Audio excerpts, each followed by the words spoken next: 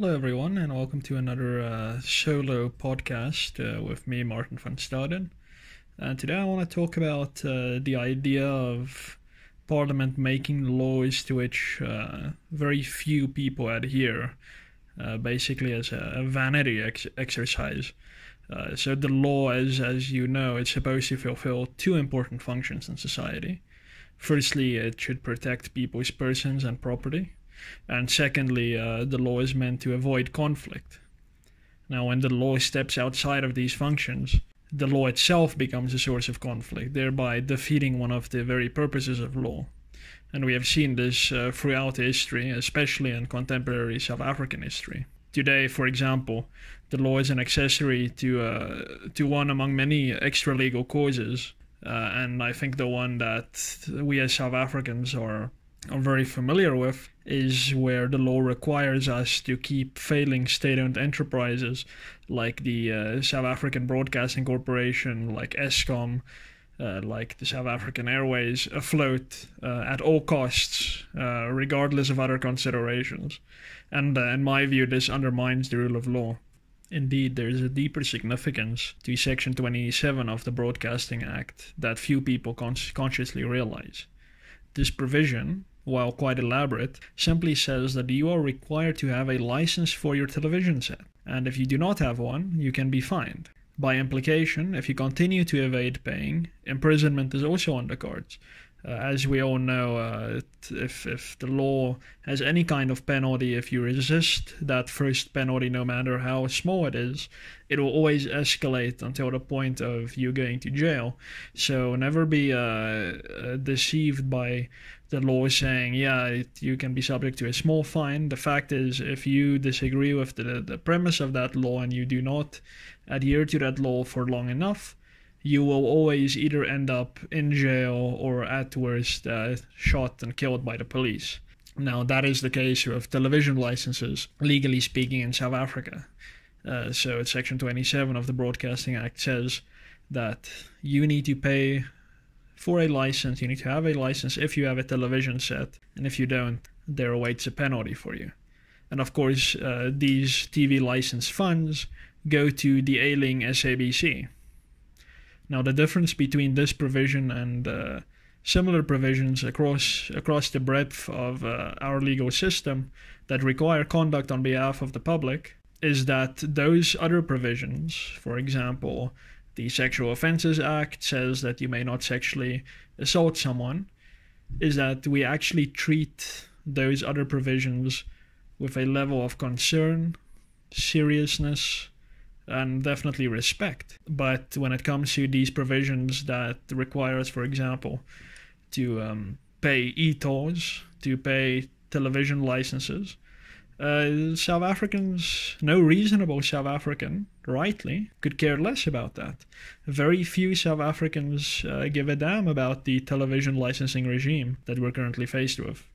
Professor Trevor Allen of Cambridge writes that the law's, quote, authority and validity are necessarily open to debate between citizens, each of whom retains the right, if not also the duty, to withhold recognition from rules and measures which do not command his moral assent, close quote. With state capture and a down-spiraling economy, the law requiring South Africans to give money to keep the SABC propped up is certainly not a moral or a legitimate demand that would satisfy the imperatives of the rule of law. Section 1C of the Constitution, which states that the Constitution and the rule of law are supreme in South Africa, is grossly infringed when Parliament allows the television licensing regime to exist, especially when South Africans no longer care to pay those licenses. Now, one can make a similar example with e-tolls, which has been one of the biggest civil disobedience campaigns, I think, in South African history, where a clear majority of people who are expected to pay e-tolls don't pay e-tolls. And one can make other examples as well, increasing what they call tax immorality, whereby people are trying to avoid as much taxes as they can, if not outright evade taxes.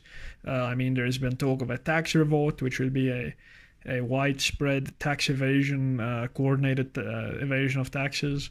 There's a real moral concern here about using the law to demand something of a population that has reached a point where it just couldn't be asked to comply anymore. Trevor Allen continues, writing that the rule of law, quote, is most plausibly interpreted as an ideal of consent to the laws on the part of those required to obey them, close quote. So for Allen, adherence to the law must be weighted and balanced with other countervailing moral concerns, which might demand disobedience. Allen also argues that the rule of law does not require citizens' deference to legal authority to be unqualified. Instead, it requires citizens to evaluate government demands on their moral character. Indeed, the rule of law, quote, is an ideal which envisages that every citizen should comply with the rules on grounds of conscientious conviction. He should acknowledge the state's demands as law, creating genuine obligations, only when, and to the extent that, he regards them as morally binding, close quote. This means that government is endangering the rule of law when it forces citizens to choose between following their conscience and thus not throwing their hard-earned money down a bottomless pit of state-owned enterprise financing, on the one hand, and on the other hand being punished for disobeying the law. This means that South Africans have to choose between their own safety, which they can only guarantee by adhering to these laws, and between their self-image, their morality, which would require of them to refuse to fund entities that enable corruption and just brazenly steal their finances. So obedience to the law and obedience to one's conscience should ideally never contradict one another. Allen writes again, quote, from the perspective of the dissident who repudiates the state's command as a source of obligation, he is forced to submit to naked coercion whose legitimacy he denies, close quote. So social cohesion and ultimately democracy are threatened when people start regarding the law as antithetical to their personal and moral convictions. Now this problem that we've identified, whereby laws are being made which do not get the respect that the law as an institution deserves, I think finds its source in this notion that every single problem that society has, or that a segment of society has, any issue, no matter how small, needs to have a law thrown at it. So prostitution, for example, is certainly to many quarters in society is a big problem. It's a moral problem. It's a sexual problem. And what has happened is that the book has been thrown at that problem. Drug addiction and so forth, people using drugs, has been identified by many people, not all people, as a problem, and it has had the law thrown at it.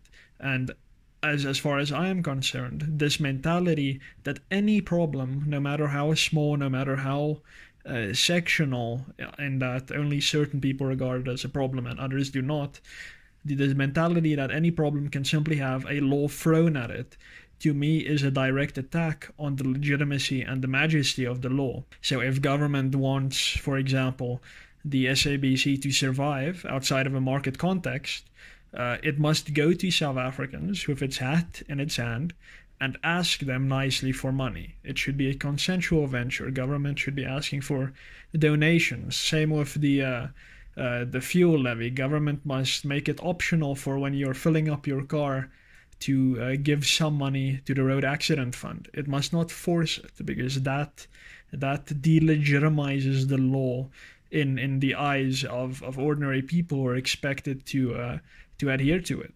So forcing people at the threat of a fine or ultimately imprisonment to cough up the dough is despicable, and it certainly undermines our constitutional democracy. So in the interest of protecting the integrity of the law, I would say that's provisions like Section 27 of the Broadcasting Act and similar provisions in other laws, for example, the Electricity Act, which basically makes of Eskom a monopoly and so forth, makes it very difficult to compete with it, makes it very difficult for South Africans to get out of Eskom's hold. these provisions in our law should be repealed and done away with. There is a pressing need to restore the law's dignity, and this can only be done if the law is used only to protect person and property, and not used as a tool of expediency in the arsenal of the political class. And though that's my thoughts on this topic, I hope you found this interesting. And please subscribe to our YouTube channel and visit our other social media links in the description below. Thanks. Cheers.